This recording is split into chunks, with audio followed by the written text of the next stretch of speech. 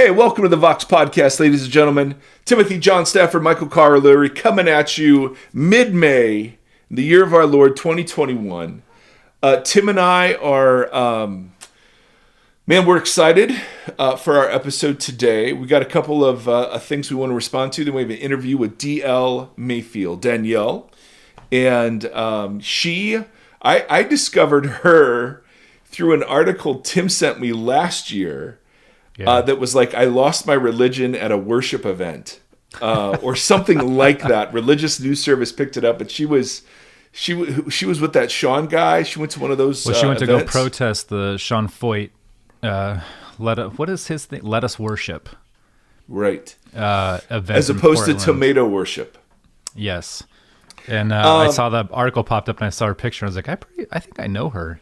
And Yeah. I figured out that I did after I sent the article to you guys. Like, wait a second. Because you actually know her sister, right? Yeah, when I moved down to LA, her sister had also moved down there, and then she ended up being roommates with friends of ours, and so we've kind of just like stayed in each other's orbits over the last 20 years or so. But, yeah, Danielle. So it's a great interview. Danielle really pushes hard on what does love your neighbor actually mean? Can we be joyful if our neighbors are not flourishing? Yeah. So she's really pushing the church to think about how seriously we're going to take that.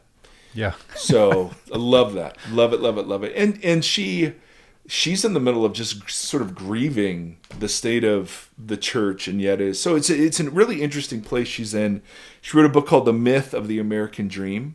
Yeah. So you had us right there. I'll put a link to it in the show notes. Yeah, we talk about it a little bit, but it's more her sort of, as so many of us have, starting from a very, very conservative subculture and then opening up to the world and realizing, oh, that subculture was way too narrow. And then you go to the Bible and you're like, oh, I don't even know a lot of the subculture was there either. Yeah. So we're just fans of those stories, and she puts her money where her mouth is. She is like hardcore living what it is to love your neighbor. So we were excited to get her and at on the end show. you asked her about what gives her hope. And I was thinking about it while she was answering, and I think the answer for me, and I didn't want to say this because I didn't want to make her feel awkward, but I think people like her are what give me hope about the church. Like, these people who are like, the disruptors are, they historically seem super important to me, and how they've kind of kept like sometimes grabbing the church by the face and pulling it back to face towards Jesus, like sometimes it's very physical, and sometimes, but I just watching people like her that are like wrestling so hard with what Jesus had to say about what this life is, the intent of this life, and coming up with these like this, I just keep wrestling with this, and I keep coming up with, we're not doing it. Right. And that kind of stuff it doesn't make me sad. It actually gives me a lot of hope that there's people like her and Shane and different people that have the dirt under their nails. They're just like, we're just going to keep doing this no matter what. Like, this is a lifelong journey. We're going to keep digging. So. Well, there's a quote from D.L. Moody. So Moody Bible Institute was named after D.L. Moody, was a very famous, I guess, evangelist. But at least the quote's attributed to him. Who knows if it's true? But somebody was criticizing his methods, and his response was, "I like my way of doing it better than your way of not doing it." And and so like Danielle and Shane, I understand the Christian community is gonna go what. But I like their way of doing it better than our way of not engaging at all on some of these things. Absolutely. So anyway, we've got that. I want to thank Philip, and I want to thank Chase, and I want to thank my friend Lynn for coming on the Patreon team this week. Thank you so much for that. Seriously, the show is sponsored by you, and so, man, we're just always honored to be able to say thank you to people. So we appreciate that very much. If you go to patreon.com and type in Vox Podcast or Mike Erie, you can find us there, or go to voxpodcast.com. We still have a new name. And somebody guessed, and it was a great guess, that it was Vox Angelus, which I thought, I like it. It's genius because it's voice of angels, is what it means. And I thought that was really, really good, but that's not it. It's not it. We had a meeting this week about our hardcore rolling out of new name and website. We're trying to time that to around our 300th episode, which is not far. Not far at all. So, this is 296. Holy moly. So it's very soon. But they said that about the second coming of Jesus too, and look how long that took. So that's true. I don't know.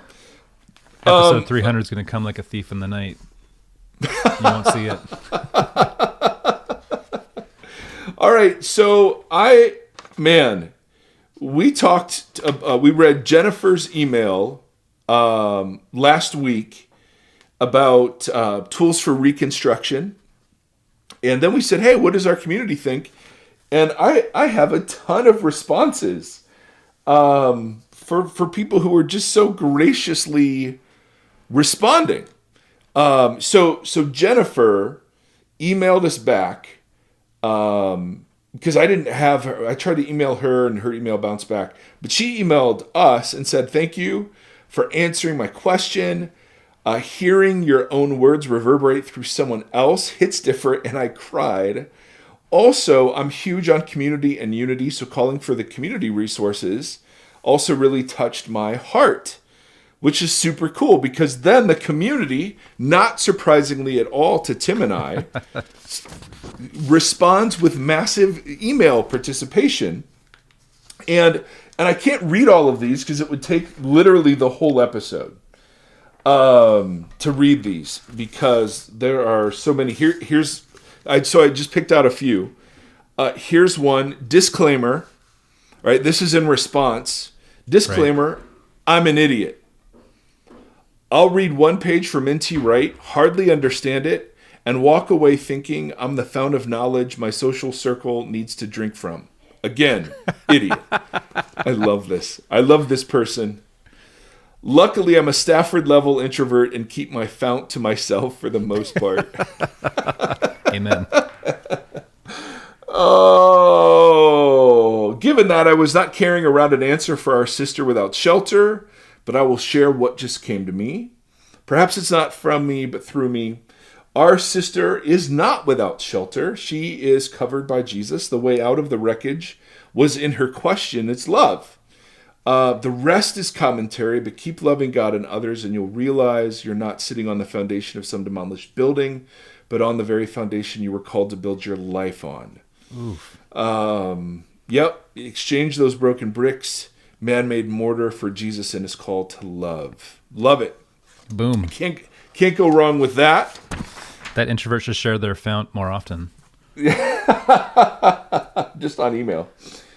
So this is from a young lady who says, to Jenny, I've learned to redefine it not as deconstruction, but as refining. I'm simply letting Christ remove all of the dross, which is a kind of metalworking image, the tradition, culture, incorrect theology and interpretation of scripture, patriarchy, and so on.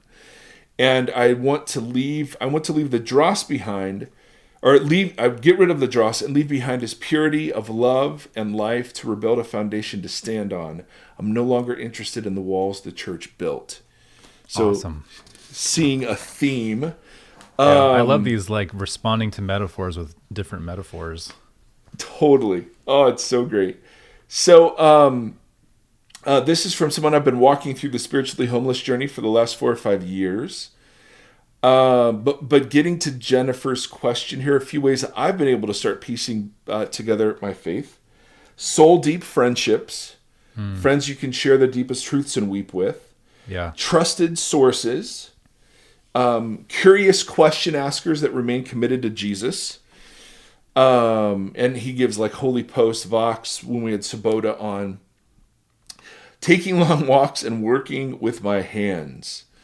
Getting back to basics, I've been on a 24-month deep dive on the Sermon on the Mount. Giving myself permission to move slowly and deliberately. I think that's a huge one. Yeah. Slow and low. Disconnecting from social media, including those that have deconstructed. He said it has not been helpful to compare my journey to others. Yeah. So that's interesting. It never That's is. interesting. Most importantly, focusing on Jesus and his words. It's more about disassociating Jesus from organized religion's additive or additive teaching and culture. As I heard Jennifer's beautiful analogy, the first thing I thought was that the picture of building with bricks makes me think of building walls. I agree with Tim that the idea of structures is not the most helpful as I reconstruct. I like to think of the process of building a table. Come on, metaphors upon metaphors. Hey, yo. And then this one is 1, 2, 3, 4, 5 paragraphs, pretty thick. So I'm not going to read much, although she said she really resonated with the quote, I don't need someone to teach me how to be a better Christian. I need someone to teach me how to be a better human. Yeah. And for her, she read a book called As Kingfishers Catch Fire. This was from Eugene Peterson. It was one of the last books he kind of edited. Eugene Peterson is a very famous old school pastor. This is the guy who looked upon the I'm speaking, this is not her. Looked upon American megachurch culture and said, guys, the word pastor doesn't apply here. But he would say it like, guys, the word pastor doesn't belong here. He has the quietest voice, but an older guy. Anyway, she read this book and it like was like hearing the good news for the first time. What was it called again? As Kingfishers Catch Fire. Okay. Eugene wrote the Message translation of the Bible, or the paraphrase of the Bible. And she talks about just how helpful that book was. But here's the thing, she says. Eugene does not push a system, a philosophy, a concept. I would never have known he was Presbyterian had he not mentioned it in his church title. I could not have labeled him conservative, liberal in beliefs or politics. He doesn't talk about who's in or who's out. He limits his teaching, morality, and expands to so many other ways of being a person. And that's true. His work is really amazing. I just finished his biography and would highly recommend his works. So, I mean, that's just a sampling of some of the responses we got. So Jennifer, I love it. I know. How fun, man. How great to be a part of this community. So Jennifer, hope that helps. So what we're going to do is we're going to turn it over to Mike and Tim, two of the best interviewers, really. Those guys are good. We're big fans of them. And I appreciate our their conversation. podcast. Yeah, they just have they bring a lot to the table, but mostly they're bringing Danielle Mayfield today to the table. So, she'll just set things on fire and Mike and Tim just go, So anyway, I hope you enjoy the interview. We'll talk to you next episode.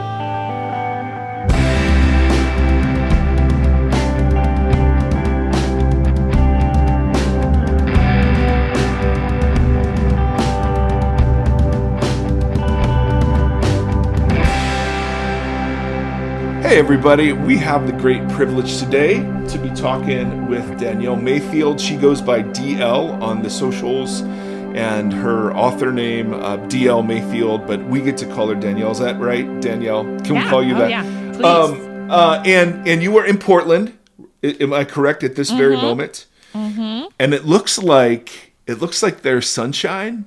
Perhaps? Yes. Yeah, the way my room's set up right now, you can see the light coming in. It's like a really beautiful week in Portland, but we are getting rain again in a couple days, which is fine because, the West Coast is in a drought, so we need the rain. This is true. And you share something in common with our very own Tim Stafford. I'd love to explore that. Tim, do you want to step in here? What was it about Danielle that caught our attention last year? What caught our attention or what the connection is? Well, both. Well, I thought they were related, Tim. So, I guess they kind of are. I'll start with so Danielle, you probably don't remember this, but we both grew up in the same town that I currently have moved back to, the good old Auburn, California.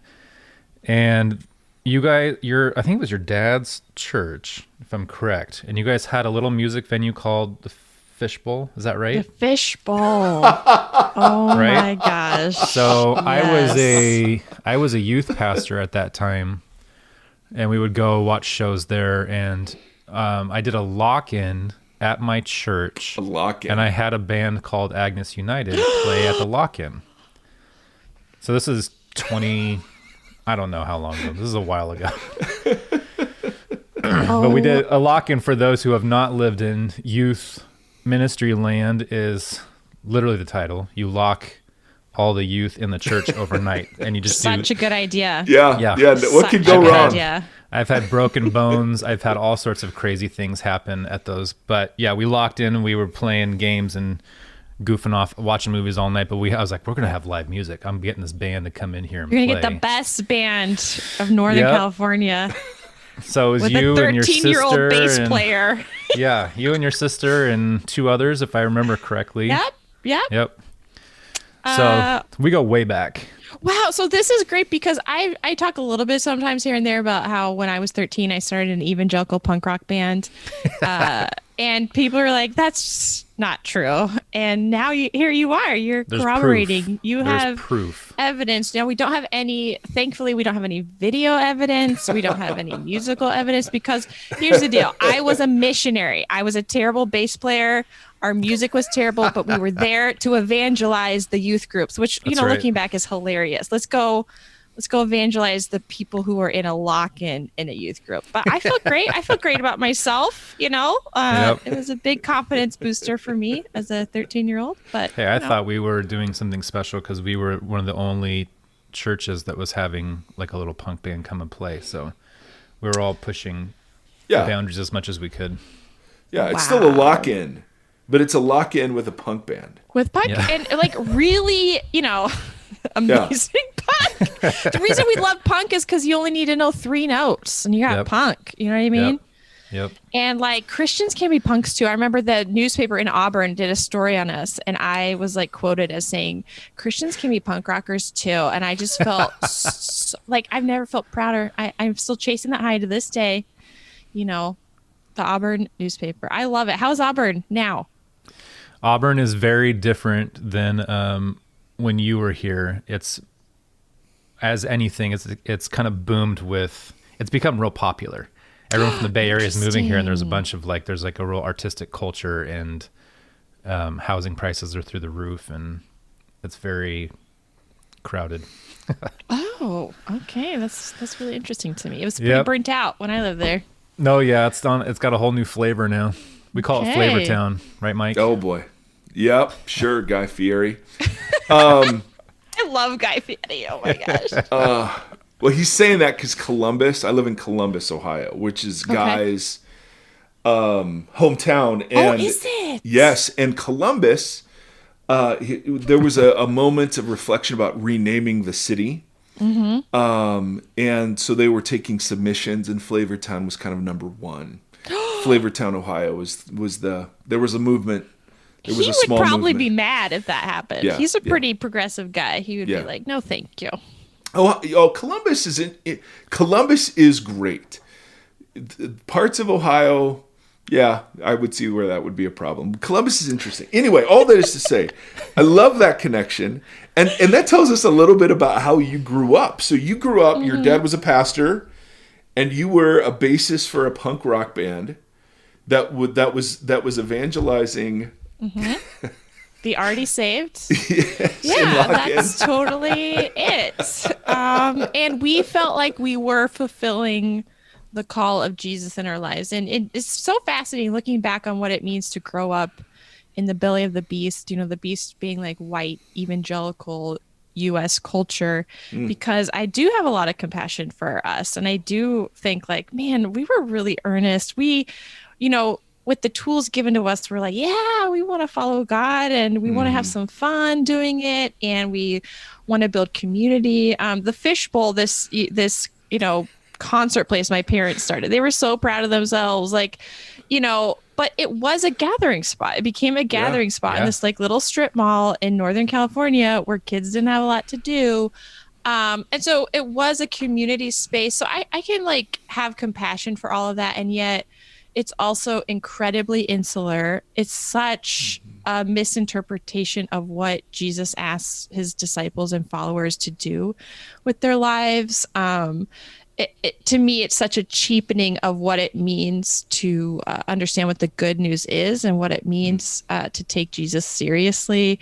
So, I have a lot of mixed feelings about it all. And I bet other people can relate when you grow up in a subculture and you watch it change in some ways. So in some ways we see the seeds of, what makes white evangelicals make headlines in 2020, 2021. It's all very negative stuff, mostly about the correlation between white evangelicals and Republican politics.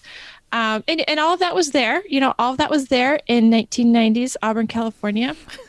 And yet it's also okay to say things have accelerated and they have continued on. And for people like myself, it sounds so cliche, but it does not feel cliche when you're like, I'm actually just trying to take Jesus seriously, like y'all wanted me to. And that has caused enormous amounts of conflict between me and my faith community. Yeah. And so it's just like, that's my life now is, every day you have to wake up and be like, I want to follow God. I feel like I'm one of those people where I'm in this constant conversation with God, like all the time. I don't like have a prayer time. I don't have a quiet time, but I wake up thinking about, right now I wake up thinking about what's going on in Palestine, right? To me, that's connected to, I want to be in community with the people God cares about. God cares about people who are marginalized and who are suffering. So Palestine is on God's heart, right? So I wake up thinking, oh my gosh, what does God want me to learn about Palestine today? All this stuff. And then I also have to make this decision, like, I don't even know if I have the energy to even talk to Christians right now. So I feel like I'm in this odd world. Like all I do is think about God. Honestly, not all, but like it's a huge part of my life. And yet I totally, at this point, I'm taking a little bit of a sabbatical from being online. And mostly it's just because like I can't be in conversation with Christians right now. It's because it depresses the hell out of me, to be perfectly honest. So, well, we are atheists, so you are in luck. So I feel comfy now. Thank you. No, but I really have a lot of respect because I grew up in that culture as well. I was a youth pastor as with Tim. And we did, I don't think we called them lock-ins for crying out loud, but they were more like, let's do co-ed and split the kids and have the abstinence talk as they're sleeping in the same room. It's a perfect time for that. It really is. Yeah. Totally. Oh yeah. But and so I have massive amounts of compassion for that. But where was it for you? Where was it that you began to wake up to where was the hollow and shallow version of this exposed? Like, do you have specific memories of when you started waking up to the reality of, oh, this is a subculture, this isn't the thing? Yeah, I do. And so my first book I wrote was called Assimilate or Go Home, Notes from a Failed Missionary on Rediscovering Faith. And that was really the story of me wanting to be a missionary. So, I grew up in a sort of church culture where women couldn't be preachers, but they could be missionaries. And so the just super hypocrisy of racist, that. super sexist. Totally. You're not good enough. You're not good enough to serve us, but those people over there. Can't teach white dudes about God, but anyways. So that's just like, I'm a kind of intense lady, so I was like, okay, these are what intense Christian ladies do. They become missionaries, and I even went to Bible college to study that. And while I was going to Bible college here in Portland, I ended up, working with recently arrived refugees from Somalia, just as a way to practice, before I moved to Russia and started an orphanage and saved the world, whatever. Oh my goodness. I mean, it's also so sad and so laughable, right? But I was 19 and I was like, this is it. I'm going to practice. And I remember showing the Jesus film to this apartment packed full of people who had, recently arrived from Somalia. And I even got the Jesus film in Somali. It actually wasn't their first language. Their first language wasn't even written down at that point. But they watched it, and then they were like, at the end, they're like, okay, Jesus is great, but he's not as great as Muhammad. Do you want to like stay and eat dinner with us? And I was like, wait a minute. You are supposed to convert. And then if you don't convert, I'm supposed to move on to people who will. And so they didn't convert, and I didn't want to move on. And I really felt God was like, yeah, don't move on. You just stay and chill with them. And that's what I've been doing like the last 20 years of my life, or more like 18 years, is just hanging around with recently arrived refugees, immigrant communities, people who are not making it in the landscape of the American dream, people who revealed to me, that Portland is a really hard place for people to live. If you're not just like me, I'm a middle-class, white, college-educated Christian person, right? And so being in a relationship with refugees really brought two questions at the exact same time to my mind, which is America as good as I always have been told it's good? And is my religion good news for anybody who's not just like me? Oh, come on. Those are two big old questions to get served on a platter when you're 19 years old and you're actually enrolled and paying a bunch of money to become a missionary. So I had all these crises. Like, I'm in these spaces when they would feed me food, or I'm just hanging around my friends from other countries, like the communal nature of their cultures, the collectivist nature, all this. I was like, I really feel God here. I feel like I'm learning stuff. I feel like I'm bringing zero to the table because I don't know how to navigate these systems because it's always worked so well for me. But then I couldn't go and tell anybody about everything I was feeling because I would have been called a failure and a heretic. And so, just living with that for a while is hard. And so now, that's one of the reasons I wrote my book, is just to say, I can't be the only one who has these, who was raised in this culture that said, you're at the pinnacle of God's revelation to the world. Yeah. At 19 years old, you got it all figured out about God, how the world works, how the American economy works. Like, you go out there and you tell them. And then, that turned out to not be true. Yeah. So now I need to find people on my journey of being a human, of following God, that are kind of with me on that journey of saying, you're right, you do not have it figured out, but you get to be with other people and figure it out together. And it's such a better way to live. Can I just tell you that? I think we can nominate ourselves for that category if you're still collecting remnants of people who have broken it all down or building it back up. I don't know if you two want to speak to this at all, but sort of that American exceptionalism that is baked into Christian supremacy, right? This idea that because of being born in the United States in the decades we were, like, we really have all the doctrine figured out. We really have it all. I feel like that's still something people don't want to discuss. Like, they want to deconstruct a lot, but that's like a holy grail. And I'm like, but y'all, that affects everything. That affects how you interact with your neighbors. That affects how you interact civically. That impacts how you interact with politics.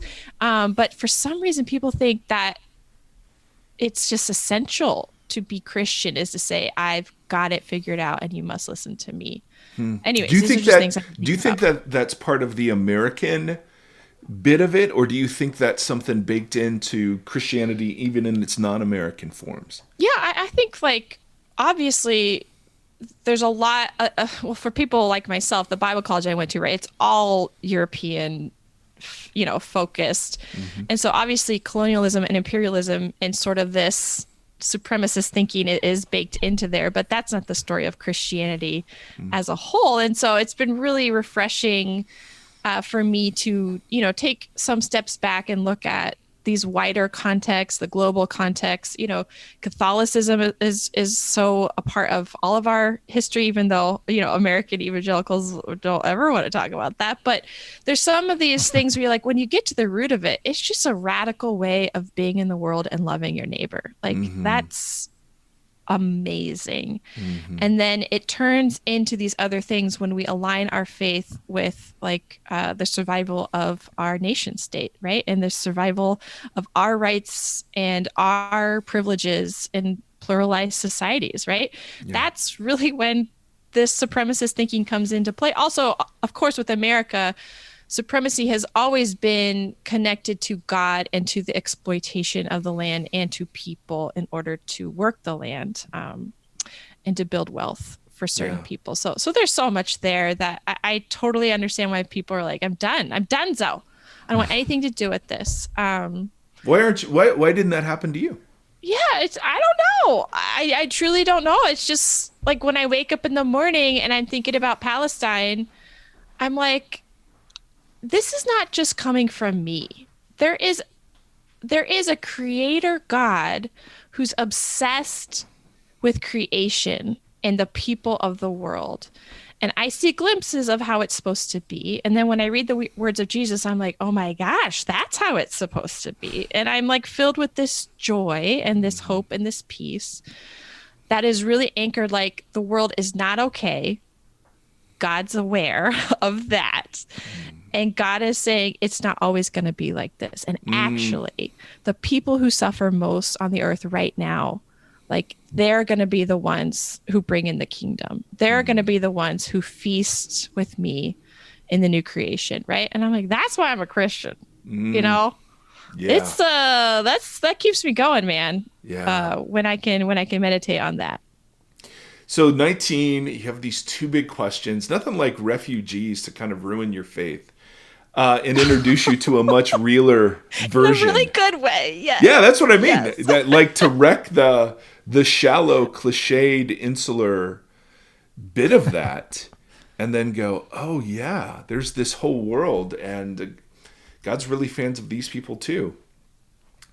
So did you give up Bible school at that point? Oh, no, I graduated and I actually went back to Bible school and got my master's in teaching English to speakers of other languages. Again, like you're supposed to do that and then like use that to convert people. But you know, that's been one practical thing to come out of my life is I still teach English to people, not with COVID, but in my city of Portland, I do English classes and work with women, and I specialize in people who come from non-literate backgrounds based off of those experiences I had when I was 19, and it's really hard. And people, you know, there's not tons and tons of people in our world today who come from non-literate backgrounds, but there are people, and it's always out of extreme trauma and extreme poverty. And so those are communities that I really feel passionate about and building community with them. So that's still my life. My neighbors still kind of poke holes in my faith and my easy, comfortable faith, even to this day. So it's been wonderful to have that gift. Totally. And so the book like I just read is The Myth of the American Dream. And it's about a lot of the holes your neighbors are poking. And how do you see, so I think more and more of us are becoming aware of the connection between the American dream and kind of the God religious part of that there's a manifest destiny to America that's God ordained. And our security as Christians is wrapped up into our security is in the American nation state. As you've sort of opened yourself to the stories and lives of people who aren't coming from there, how have you learned to sort of see the story we tell ourselves? What are the ways in which you see us lying to ourselves about how God sort of works in the world and the relationship between America and Jesus following? That's just such a big question. And I think you're a very smart person. It took me a whole book of just rambling to try to answer it. And that's just the beginning of me trying to answer that question. And I really hope to find other people who are on this journey and are like, you know, this is going to be a lifelong journey. But I think again and again, we're all going to have to deal with this, this lie that's at the root of like every prosperity gospel, which is, if you're doing it right, if you're following God right, you will be blessed. And when we say blessed, we mean like materially, financially, relationally, socially, politically, you know, all that stuff. Yeah. The thing is, you guys can correct me here and jump in. I just don't see that anywhere in the life and work of Jesus Christ. Or his followers, if we want to get really depressing about it. You know what I mean? Like, especially in the New Testament, I do not think they were blessed with any of those things. And in fact, their lives sucked. Yeah. And so I feel like just right there, we have it. I'm working on a book right now about Dorothy Day, who started the Catholic worker movement in New York, in the 1930s. And she was just like, this is not working. This is not working. She really came of faith when the Great Depression was happening. And she just saw the utter failure of America, to take care of its people. I think like 25% of the population was unemployed, right? And she was like, what does God have to say about this? And for one, she was like, God is like, this is not okay. I don't want people to be exploited, oppressed, go hungry, not have shelter. Like, I was very clear in Matthew, 25. Like, if somebody doesn't have water, you give them water. If somebody doesn't have clothes, you give them clothes. Like, take care of them when they're sick. She's like, Christians should be doing this. She's like, and we should not accept the world as it is. Like, that's a fundamental part to be a Christian. That's a great line. Yeah, we do not accept this filthy, rotten system. She was very famous for saying that. Yeah. And what's sad is, like, a lot of Christians do. And that's the second thing we have to ask ourselves. Like, well, why are we okay? How are we enculturated to say this is how the world works? This is how it is. Is that because it's working for us? That's right. Yeah. So that's a really depressing question for me personally, because the answer is yes. This unequal and unjust system I live in works very well for me, and it works very well for my faith community. And there's so much like grief and sadness like tied up into that one sentence I just said. I'm still in there. I'm still in that. And like I said, it's going to be a lifelong journey of unpacking that. What does it mean? This is a question I ask myself a lot. Like in the Gospels, when they talk about the good news, like, not everybody responded to Jesus as if he was saying good news. Some people did, and it's really cool to study those people. Some people did not. And good news can feel like bad news to people who benefit off of injustice. And I think we've seen that a lot with white evangelicals in particular. Just a lot of stuff is bad news to them. And it doesn't feel like bad news to me. So I'm sorry. I'm just rambling, guys. No, you're not rambling Jump at in all. here. No. No, we're interviewing you. We want your thoughts. We know what nonsense we're thinking. No, you're the interesting one. I really resonate with the word grief that you just used, and even before we were recording, you had used that word. What's the grief?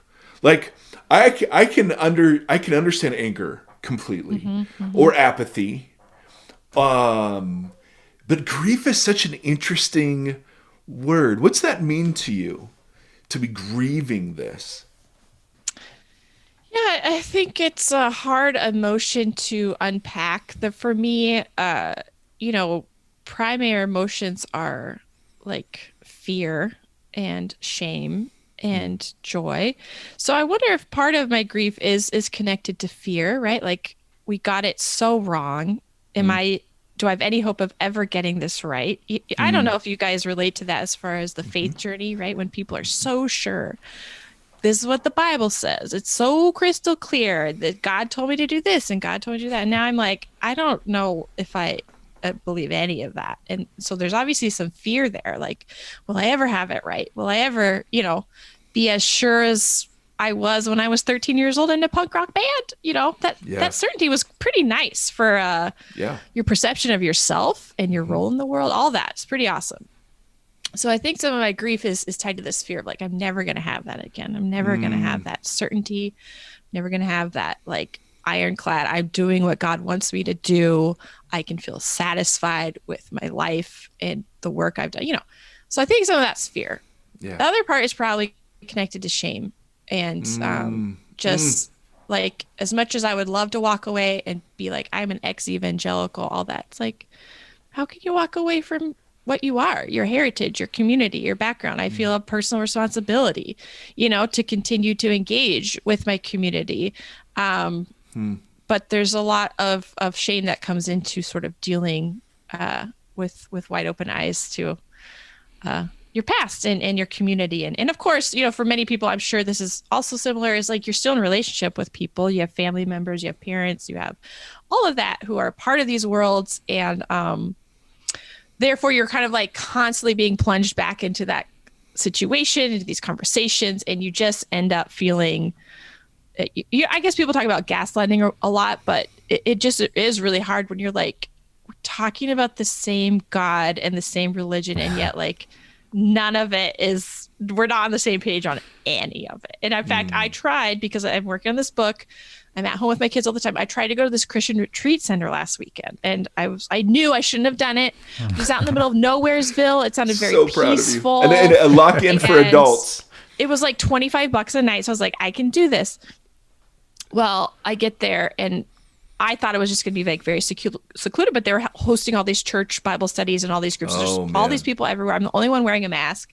They kept being like, oh, you have such pretty eyes. We'd really like to see your whole face. Wouldn't you like to take off your mask? I was like, no. And like, they're just playing worship songs all the time. They had all these banners being like, our God is a mighty God. And I just like, I was there for 1 hour, and I was like, I have to run away. I have to leave this space. Like, everything about this space, even though I'm a Christian, I'm fine with singing some songs to God sometimes. Like, I want to be in nature. I would like to be around people in a safe way that also are Christians, but like, everything about it was this, like, we don't do masks. COVID is a hoax. Our God's a mighty God and is going to prevail. Like, we're going to sing these songs to be like, God is with us, no matter what. And I'm like, what is all of this for? Like, this retreat center has been going on for years. Like, every inch of these grounds are just soaked in prayer, is how they would say it. They have a prayer chapel. Totally. I'm also there to pray. Yeah. And yet it's about very different things than what they're praying for. And so I freaked out. I freaked out, and I was supposed to be gone for like 2 nights, and I just came home, and my husband's like, hi, what? And I was like, I just, wow. Are we the same or aren't we? That's a question I just don't know how to answer. How do you guys deal with that?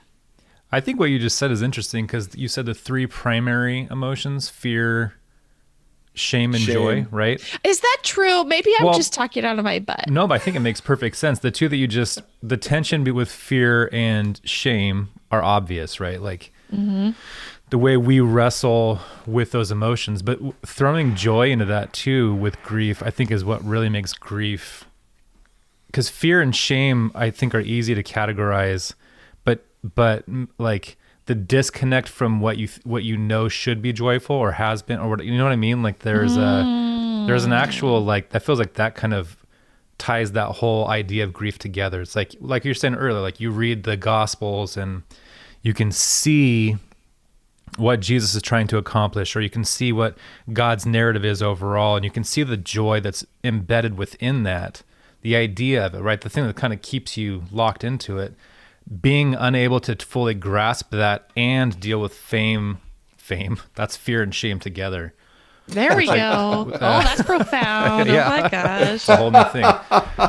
But that makes sense for a whole, like, encompassed grief, because grief is always kind of analogous, like it's like an amoeba, right? Like, it doesn't have defined borders to it. So I think that's why it can always be hard to wrestle with it, because it kind of is weirdly flexible. So the joy actually kind of throws I think it gives it some meat for how kind of daunting that can feel, like knowing joy, not being able to access joy necessarily, or when you go to the community that you want to have joy with, experiencing fear and shame.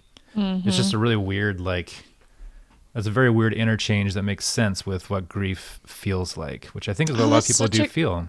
Such a good point. Even us talking about our past and being in youth group and stuff.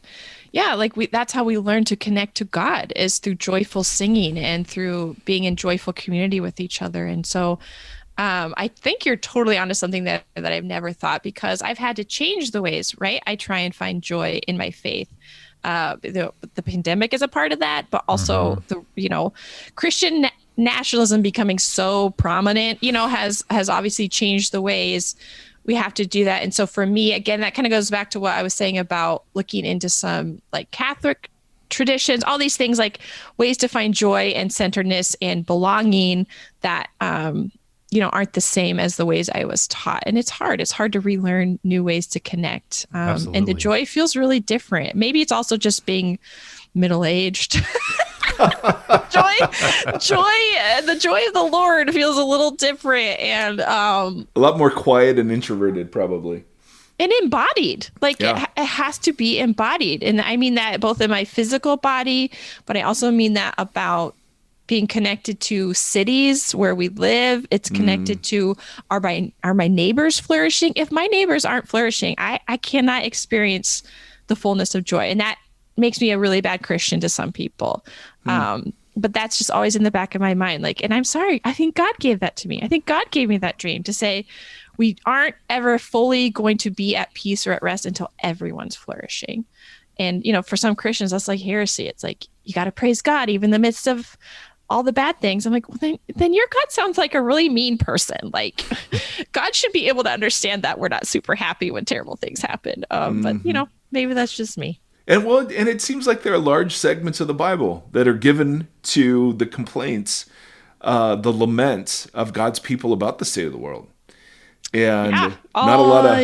We just don't tend to read them a lot. No. I don't know if you all ever preach from the Book of Lamentations in your youth groups or your, in your churches. But I mean, it is, you had mentioned my book, The Myth of the American Dream, sometimes reads like a lament. And that's totally true. I think lament is a huge part of my life. And I also think the scriptures kind of show us like, they say like the rocks and trees will cry out and praise to God, like if nobody else does, but they also will do it in lament. And so I feel like coming from my culture of white evangelicals, like we weren't lamenting any of the things that I was like, we need to be lamenting the housing crisis in Portland, Oregon, right? Like we need to be lamenting the Muslim travel ban, like that is actively keeping families from being connected to each other. We need to lament the end of the refugee resettlement program, which, we're still really grappling with those effects. And so some of it just kind of just seemed to burst forth from me. But then, finding all these amazing people from, Latinx and the Black church and Asian Americans who are like, yes, this should be a part of your Christianity. And something's wrong if you're not. And, like 30% of the Psalms are lament Psalms. Like I did not know that because we did not memorize those ones. Totally. Or sing those songs in our churches. And that's really a spiritual formation issue that I need to catch up on. Yeah. No, we're great with cliches and casseroles. Not so great with deep. That's a good book title. I love casseroles. Oh no! Hey, okay, that's my heritage, hey, and that's one thing I would like to reclaim. I'm in. I'm in for casseroles, but clearly I've had my share of casseroles. I just mean like that's all we have to say when it comes to grieving. We just it's sad because we think God will not love us if we're honest. I mean, that's the root of it, right? Yeah. Like, thank goodness we actually have the scriptures where they were very intense to God. And they were like, we trust God that you can handle the full range of human emotions, which you gave to us. So here you go. That's exactly right. And so I think your book really reads like a lament of, I didn't think of this. And then these, and you're receiving the other as a gift rather than as something to be afraid of, which goes, so against the narratives today. And is a vital part of Christianity. I'm reading a book called The Saved by Faith and Hospitality. Oh, that's interesting. It is, it's incredible. And its argument is hospitality is the central practice of the church. And was in Jesus, is in Paul's formation of churches, and is in the way Paul conceives of how churches should function. Hospitality to the other. Right, which, we can just all go, yeah, well, we have lost that plot. Mm-hmm. But you're onto something in terms of that seeing the other first and foremost as gift, not threat. That is something so woven into the fabric of American culture, and baptized then by the religious establishment, that I can see where people would be threatened by that practice. Yeah. It is very threatening when you realize, it's like the disciples who they see someone who's not one of them casting out demons, and they run to Jesus and they're like, hey, dude, these other people who aren't us are casting out demons. And you can just imagine Jesus going, if they're not against us, they're with us. You know what I mean? And, so often I've been taught to take hey, they're not one of us, so they must not be one of us. So anyway, this is really, really helpful.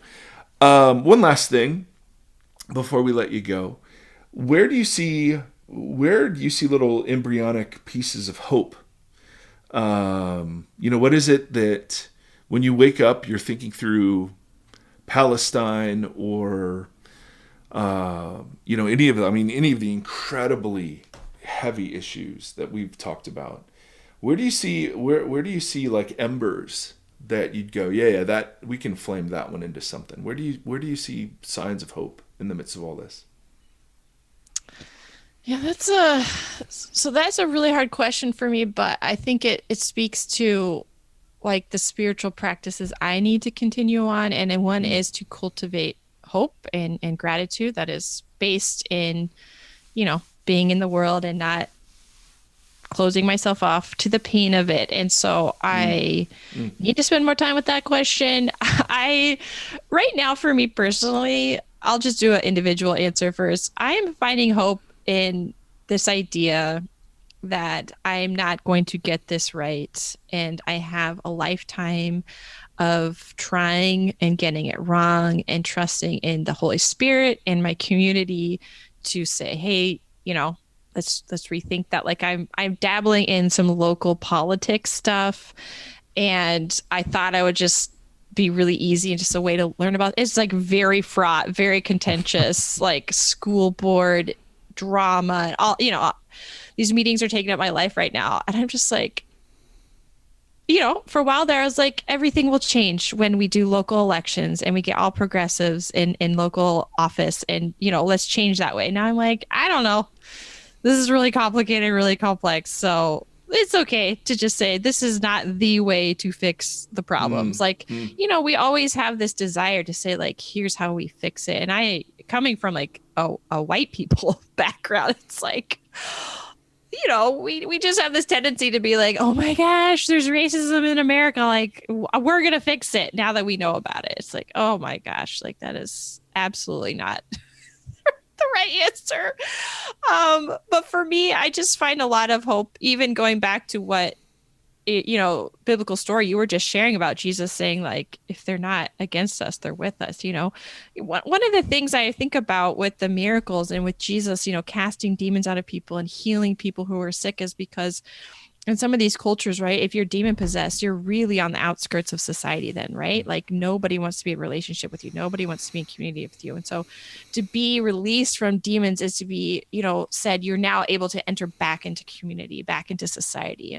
And so for me, I'm thinking, who are the people in my city that are doing the work of repairing and building up communities, specifically in places where people have been, systematically disenfranchised and marginalized? Like, who are the people doing that work? How can I just go and partner with them? And so for me, being in Portland, there's been so many protests over the past year and all that stuff. And I've really enjoyed getting to know grassroots organizations and mutual aid organizations and all these people who are very much not people of faith, and saying like, dude, they're doing the work, and I need to learn from them. And so I find a lot of hope in the younger crew and all that they have to teach us. And I also find a lot of hope in being like, I'm going to get older, and I will have the chance to interrogate myself, and we can learn from our, maybe even people we love a lot who are in our life,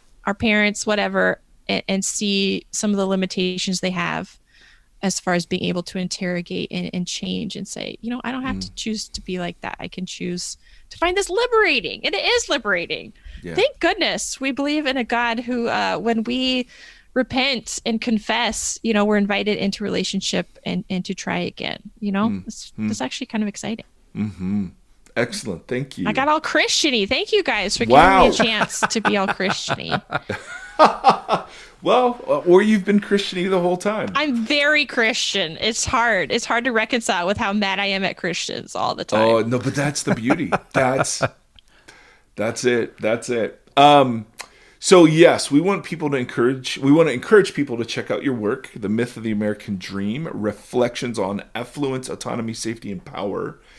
And then I don't see you on Twitter much. Are you on Instagram more these days? Or are you taking a break from both. I will be back eventually, but I'm taking a break right now to work on my book, and then I just want to take a few months. And I've been like an online Christian for 10 years, so it's like I want to be an offline Christian for a little bit. But I love it too much to be away for forever, so I won't be away. Yeah. So if you're trying to find her, it's DL. DL Mayfield, yeah. Yes. Do you have a website or anything? I do have a website, and my email's on there, so people can still get me. All right, fantastic. Encourage you to check that out. Thank you so much for your time today. Tim, last thoughts. Here's my last thoughts. I was thinking about what you were saying about being a young Christian punk rocker and the goals that you had for that. I would say that you could make a pretty good argument that you are now like an actual Christian punk rocker, like with the stuff that you're like doing and involved in and kind of digging into the culture and pushing back and picking at things and fighting for those who have been marginalized and pushed to the side and stuff. I think that's kind of a big punk rock ethic. So it's almost like you can't say it's a full circle, because I don't think that you felt that you were embodying that in the first and at the lock-in, as we all were. But I think there's a really, we had Shane Claiborne on 2 weeks ago, and I think he embodies a lot of the same ethic of like just getting in there, like getting your hands dirty, getting dirt under your nails and stuff. So I think that's cool. I'm a punk rocker. That's amazing. I will say the older I get, the more I'm like, anarchists have a lot to teach Christians. They do. And, I hope to be open to all that stuff more and more. Awesome. Anarchy in the, what is it? PNW.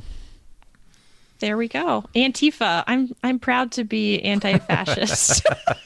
Although I live on the outskirts of Portland in basically the city called Gresham. And if you drive like 20 minutes away, there's a little town called Sandy. And right now, the town of Sandy has a big old banner as you drive into it that says Antifa not welcome here. It's like, Oregon is just wild right now. It's just I can't imagine. Yeah. Well, listen, thanks again for your time. We really, really appreciate it. Thank you so much for having me. This has been awesome. Bye. Thank you.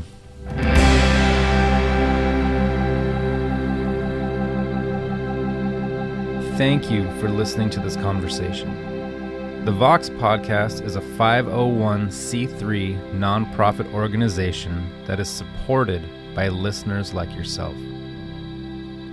If you'd like to partner with us, you can do so at patreon.com/Vox Podcast. You can also engage with the hosts on social media at facebook.com/Vox Podcast, on Instagram @Vox Podcast, and on Twitter @Mike Erie. Thank you for walking this road with us.